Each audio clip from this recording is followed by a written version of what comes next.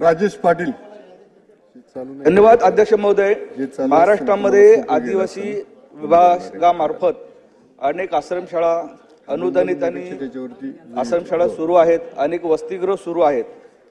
परंतु या ठिकाणी शिक्षण घेत येणारे आदिवासी विद्यार्थी व विद्यार्थिनी यांच्या शिक्षणाच्या बाबतीमध्ये नियोजन करणारे शिक्षक आणि कर्मचारी यांच्यावर खूप मोठी जबाबदारी असते आणि मंत्री महोदयांना हे अतिशय चांगल्या पद्धतीने कल्पना त्याची आहे की शेवटी आदिवासी समाजाची मुलं आणि मुली यांचं शिक्षणाची एक दर्जा वाढवायचा झाला तर चांगले शिक्षक आणि शिक्षकेतर कर्मचारी तिथे कायमस्वरूपी नियुक्त असणे खूप महत्त्वाचे आहे.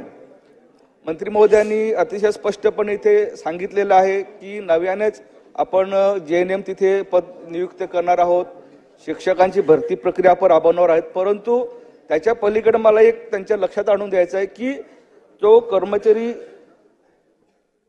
ते काम करतो रोजंदारीवर त्याच्या बाबतीमध्ये अजून कुठलाही शासन निर्णय घेताना दिसत नाही. अनेक कर्मचारी आहेत ते रोजंदारीवर काम करतात आणि गेले 5 वर्ष 6 वर्ष असं त्या पद्धतीने करतात आणि खास करून ही आदिवासी समाजाचीच मुलं जास्त मोठ्या प्रमाणामध्ये आहेत.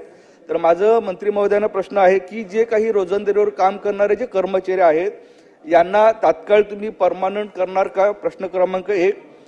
दुसरं असं की आजची जर जागरूकता बघितली तर आदिवासी समाजामध्ये मुलींचं शिक्षण घेण्याचं प्रमाण वाढलेलं आहे, परंतु त्या अनुषंगाने प्रवेश क्षमता ही अतिशय कमी आहे. ज्या ठिकाणी 10वी पर्यंत शाळा आहेत ते 11वीचे वर्ग तात्काळ सुरू करणं आवश्यक आहे. माझ्या मतदारसंघातील खुटल इथे आश्रमशाळा आहे थोडक्यात मांडा पालघरमध्ये, तर तिथे 10वी पर्यंत शाळा आहे, परंतु तिथे 11वीचे वर्ग सुरू करण्याच्या बाबतीमध्ये गेले 2 वर्षापर्यंत सातत्याने मी तिथे मागणी करतो. मंत्री महोदयांना माझी विनंती आहे की तिथे तात्काळ 11वीचा वर्ग यावर्षी सुरू करावं जेणेकरून तिथल्या आदिवासी मुलींना चांगलं शिक्षणाचं एक 11-12चा वर्ग सुरू करता येतील. आणि एक अतिशय महत्त्वाचा विषय सांगतो की मुंबई आणि वसई पालघर या ठिकाणी शैक्षणिक संस्था खूप चांगल्या आहेत आणि वसईमध्ये मुलींचं आणि मुलांचं वसतिगृह पालघर तो थोडक्यातच अतिशय महत्त्वाचं आहे. ते संपूर्ण महाराष्ट्रातली मुलं तिथे वसतिगृहामध्ये शिक्षण घेण्यासाठी येतात कारण ऑनलाईन प्रक्रिया आहे. तर माझं प्रश्न असा आहे, मागणी आहे की या पालघर जिल्ह्यामध्ये वसई तालुक्यामध्ये आणि पालघर तालुक्यामध्ये आदिवासी मुलांसाठी आणि मुलींसाठी नवीन क्षमता वाढवून 1000 विद्यार्थ्यांना आणि विद्यार्थिनींसाठी वसतिगृह चालू केल्यास इथे मुलींची चांगली सोय शिक्षणाची होईल. तर हे नव्याने याच्या बाबतीमध्ये शासन सुरू करणार काय, हा माझा तिसरा प्रश्न. सन्माननीय अध्यक्ष महोदय, सन्माननीय राजेश पाटीलजींनी जो प्रश्न विचारला त्याच्यामध्ये प्रामुख्यानं त्यांनी जर त्या ठिकाणी जागा उपलब्ध करून दिल्या तर त्या ठिकाणी निश्चितपणानं हॉस्टेल्स आपल्याला सुरू करता येतील. कारण त्या भागामध्ये जागा आपण शोधतोय, जागा मिळाल्या नाही म्हणून त्या ठिकाणी आपण त्या पद्धतीने देऊ शकलो नाही.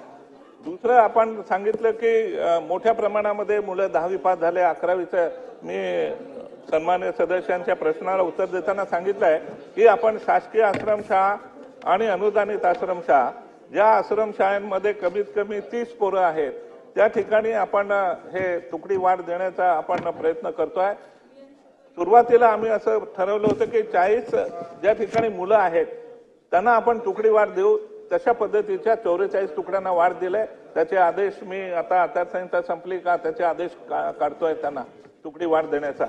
आणि त्याचबरोबर तिसरा प्रश्न आपण जे म्हटलात की मुलं हे रोजंदारीवर जी मुलं आहेत ते मोठ्या प्रमाणामध्ये न्यायालयात गेली होती आणि माननीय न्यायालयाने काही आदेश दिले की ज्यांना 10 वर्ष झाले त्यांना आपण त्यांना रेग्युलराइज करा, नियमित करा. त्या पद्धतीचं आपण ते नियमित केलेले आहे. आणि बाकीचे जे उर्वरित आहे त्यांच्या बाबतीमध्ये सुद्धा शासन विचार करत आहे.